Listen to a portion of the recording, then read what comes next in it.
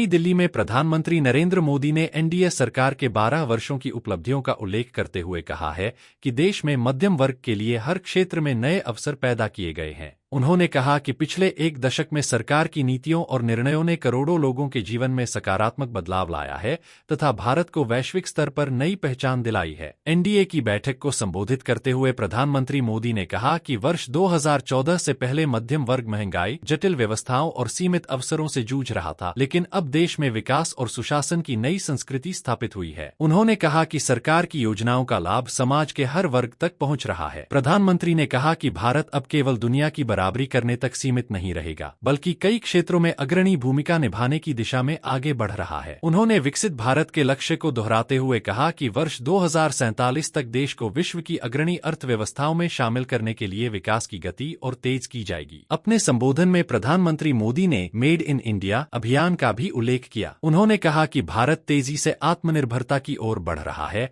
और आने वाले समय में भारतीय उत्पादों तथा तकनीक की वैश्विक पहचान और मजबूत होगी। उन्होंने विश्वास जताया कि भविष्य में भारतीय नागरिक मेड इन इंडिया विमानों में यात्रा करते हुए दिखाई देंगे। प्रधानमंत्री ने कहा कि बीते 12 वर्षों में देश में बुनियादी ढांचे, डिजिटल सेवाओं, रोजगार के अवसरों और आर्थिक सुधारों के क्षेत्र में उल्लेखनीय प्रगति हुई है। उन्होंने एनडीए सरकार की उपलब्धियों को जनता के विश्वास और सहयोग का परिणाम बताया तथा आगामी वर्षों के लिए विकास का रोड मैप भी प्रस्तुत किया।